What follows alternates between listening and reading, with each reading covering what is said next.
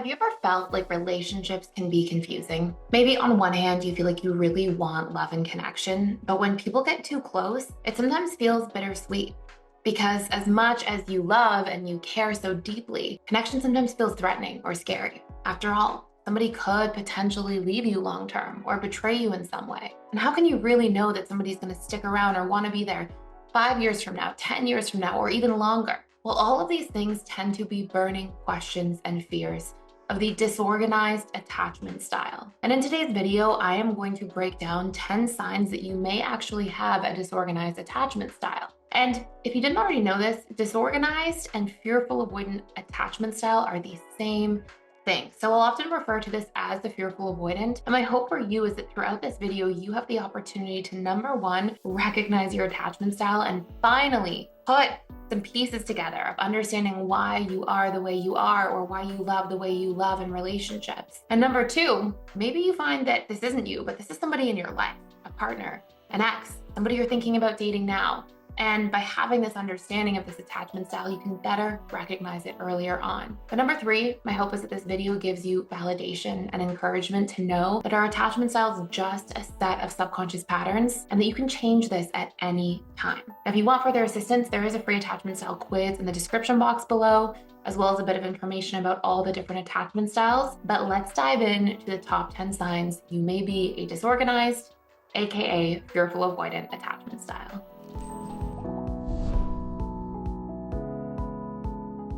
So I want to take you through the top 10 signs that you might be a fearful avoidant attachment style. And what I often find happens more than anything else is when people are first learning about attachment styles and attachment theory. And if you're not familiar, by the way, attachment theory is essentially the subconscious set of rules that you've learned how to relate to others with. And it's almost like sitting down and playing a board game, and you have the rules for Scrabble, somebody else has the rules for Monopoly. Like, there's going to be a lot of unnecessary friction and problems. And the same thing happens with our attachment styles. They're sort of the styles through which you give and receive love, through what you expect to happen in relationships, through what your needs are in relationships, what your natural state of boundaries are with one another.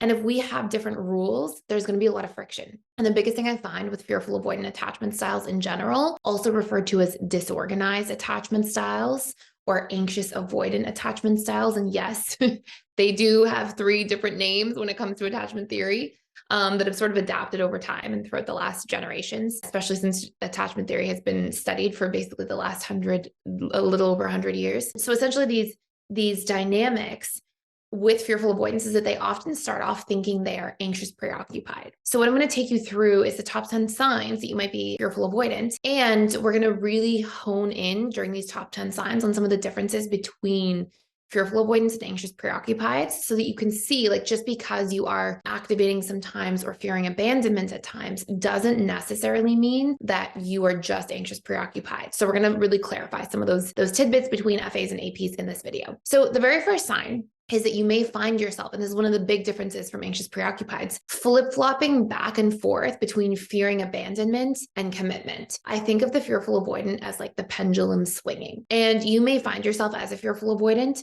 one day feeling this like fear of losing somebody and really having strong feelings. And literally the very next day or even that same day thinking, wait, I'm scared. I'm scared of committing. I'm scared of feeling trapped. I'm scared of feeling too vulnerable to this person, and starting to really have these doubts. And that strong flip-flopping is literally because of your attaching in childhood or whichever past relationship caused you to be a fearful avoidant. So generally we develop our attachment style between the ages of 0 to 2, but because of neuroplasticity, things are getting reprogrammed and reconditioned throughout our lives, but it has to be significant enough. So we can also have a really substantial adult romantic relationship where maybe you were AP and then you had a lot of trauma going on in that relationship, and you actually turned FA in your adult life. So this flip-flopping back and forth, if we just look at it from a childhood perspective, is that generally you had a lot of chaos in childhood one way or another. And that chaos led you to, and I'll just use one example, but it can be many different variations of this. One example could be that you had a parent who was an alcoholic. And let's say one day the parent was sober and they were nice. And another day they were sober, but they were going through withdrawals and they were really mean.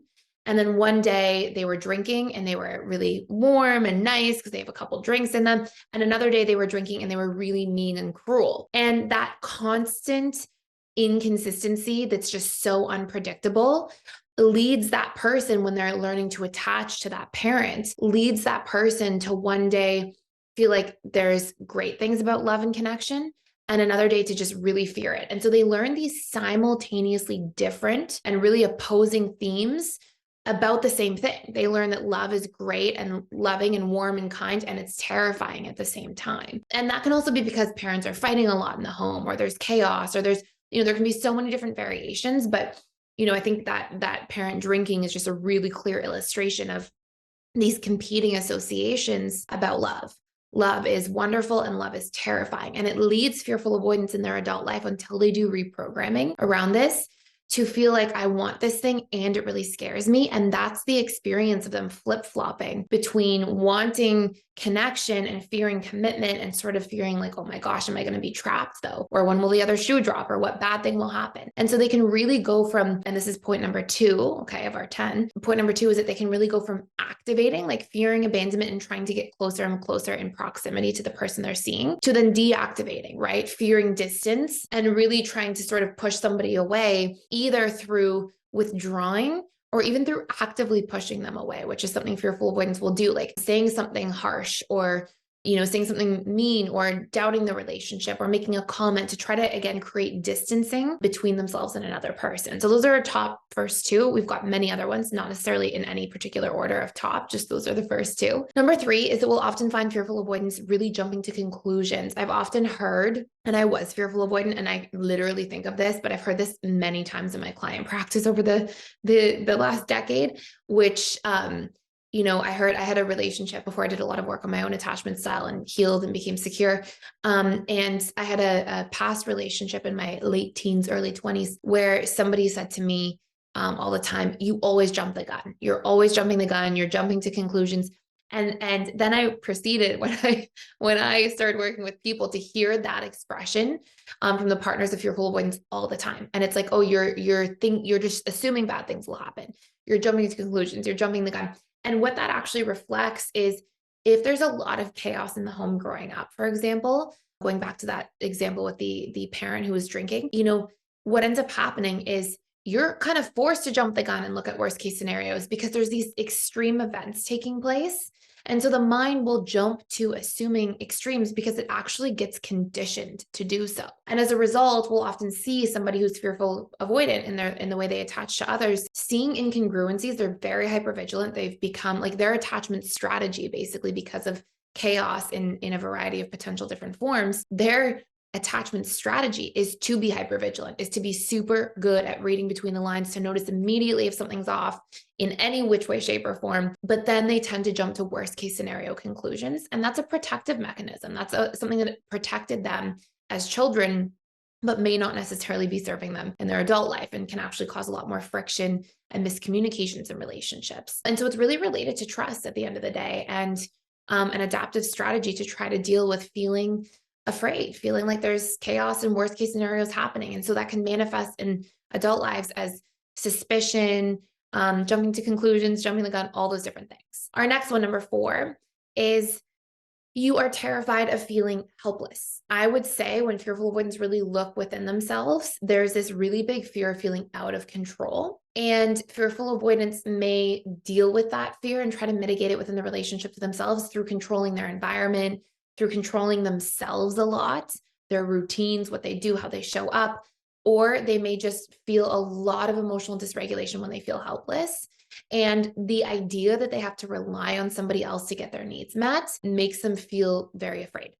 And again, when we reel this back towards past relationships, what do we see? Well, usually when you were in a chaotic environment, there was an element of you having to rely on unpredictable individuals to get your needs met, which can leave you feeling really helpless. So because of that conditioning and programming that's now there at a subconscious level, as the fearful avoidant grows up, there's this fear of going back there again, right? This fear of like, oh my gosh, what if I have to be dependent on somebody else again? So we'll see that manifest in this person's adult life through being afraid to ask for help, through being afraid to give up too much control, give up too much freedom or independence, because it's all at a deeper level to avoid this fear of helplessness that's been embedded there because of conditioning from past experiences. Our next one is that we see Fearful avoidants generally tend to be highly empathetic or sympathetic towards other people.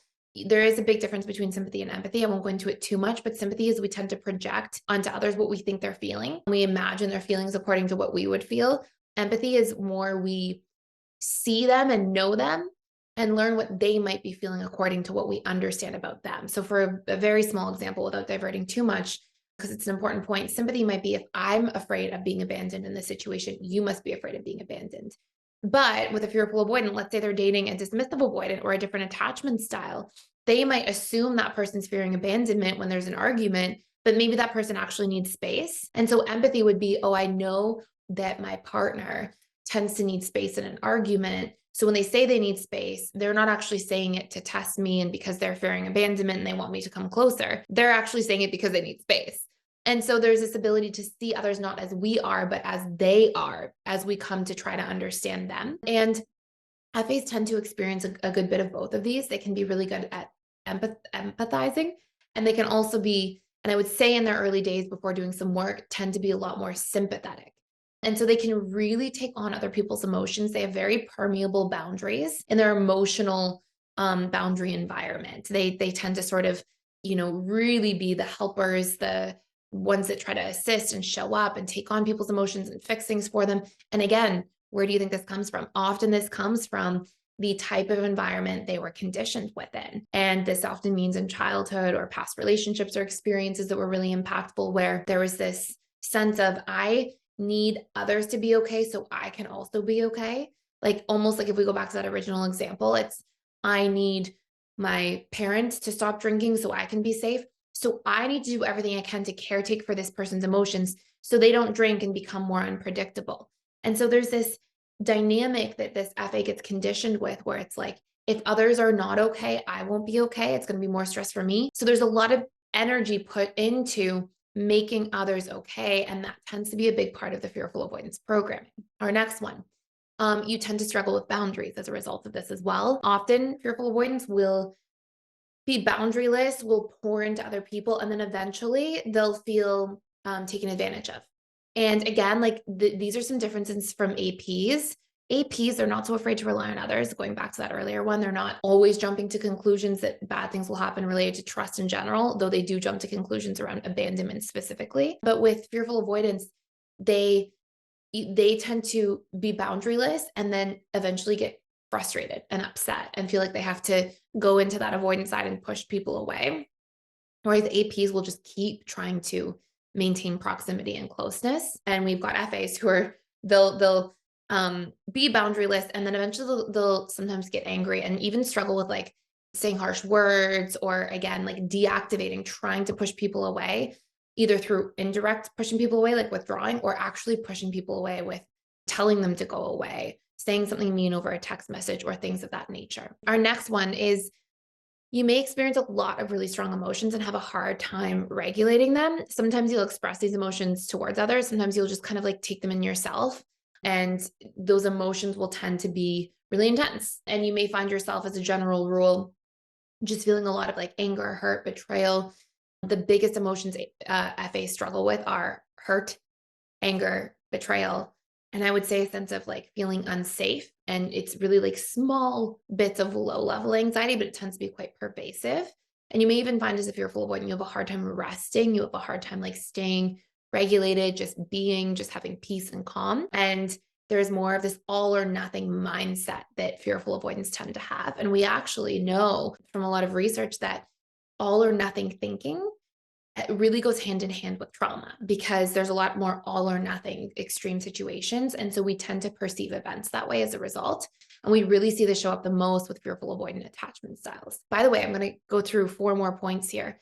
And if you want to do a deep dive into fearful avoidant attachment style, you can actually check out courses we have for free, all about reconditioning. Because with attachment style specifically, if you don't do subconscious reconditioning work, if we just give like a surface, like behavioral strategies, behaviors are actually effects of fears or unmet needs first. So I won't go too far down that rabbit hole right now. It's for another video, but if you pay close attention, if I have a story, if I believe that everybody's going to betray me, then that affects my actions and behaviors. And so when we're not first working on those subconscious stories, those narratives, that we're carrying, those core wounds that we've been imprinted with, we have a hard time actually being able to create change that's really lasting and really works and is really sustainable. So we have to really engage the subconscious mind in reprogramming in the process so that we can learn what our needs are, meet our needs. We can learn how to recondition core wounds. And it doesn't mean we're not cautious about things that we do, but when we can rebuild trust, for example, in a healthy way, a balanced way,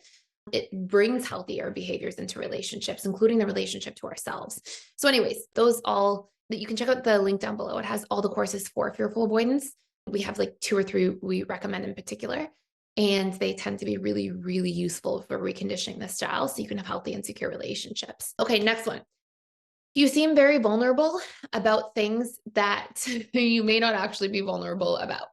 So fearful avoidants tend to build these one-way connections. Again, where do you think it comes from? Often the conditioned patterns in their childhood where they were meeting the needs of their caregivers to try to deal with the chaos in their environment, but their needs weren't necessarily seen or understood or met. But they did get some connection from doing so, right? They were positively reinforced enough for it to feel like it kind of meets a need for them to meet others' needs. So you'll often see fearful avoidants can be really good at building these one-way connections where they really draw out information from other people. They get people to open up. People really see them and open up to them.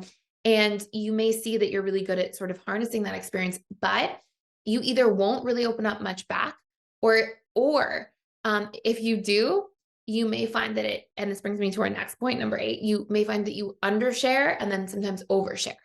So it may be like, again, this polarity where sometimes you won't really share much at all, and then you'll share a lot. Or the other variation of this experience is that you find yourself in a position where you will be vulnerable. You'll share vulnerable things, but you won't actually ever share anything you really feel vulnerable about. So maybe you'll share about like a painful past relationship, but if you did something that you felt was bad in that painful past relationship, you may like take that and keep that and not open up about that at all. And so it's like your vulnerability to connect, but it's not necessarily you really opening up. And I do want to say that while we don't have to share everything with everybody, in our really close relationships, it is a part of how we feel loved. And when we share things that we do feel vulnerable about, we don't have to do it right away. But when we build trust and we do share more vulnerable things, and we will actually come to see the vast majority of the time that we still get accepted, we still get loved anyways, it really helps us feel more seen, more deeply understood, more deeply connected. Vulnerability really goes hand in hand with depth and real connection in relationships. Okay, we have 2 more. Number 9, you may find yourself struggling with extreme guilt and shame. Sometimes the guilt can be as a result of like getting angry and then kind of saying too much, or being triggered and then being harsh with your words and then feeling really badly about it. And also that you may shame yourself and be really harsh to yourself in your own internal dialogue. Like your thoughts about yourself can be putting yourself down a lot. Again, sometimes this is because of the way you were talked to or the patterns you observed between how other people talk to each other in your environment. And often the dialogue we hear a lot in our home environment growing up, we internalize, and that becomes our own internal dialogue in our adult lives. And then last but not least, and I kind of mentioned this earlier as number 2, but it was supposed to be for number 10, we may find there's a strong activation, deactivation. So you may see that there's this dynamic of really going towards somebody and then getting afraid and then pulling away, and really going towards somebody and then pulling away again. And there's no specific like, oh, this is going to make you activate. You can fear abandonment and then you can deactivate. You can fear abandonment and be like, oh, I don't want to fear this from somebody. I don't want to feel this vulnerable to somebody. I'm going to shut down and pull away. Or you could fear abandonment and then try to activate. So it can really be all over the map in terms of that pendulum really swinging. So I hope this makes a lot of sense. Hopefully this really shows you some of the differences between anxious preoccupied and fearful avoidant. And you can check out those courses using the link below. And you can also come into our webinars. I do webinars every single week with our students 4 times a week. You can come in, you can ask me questions, personal questions, camera on, camera off, type them in the chat, whatever you feel most comfortable doing. We host them so that you can come in and we can actually discuss. And I hope this was beneficial. Thank you so much for watching and for being here. Please like, share, and subscribe if you're enjoying this channel and got value from this video. And I will see you in the next video.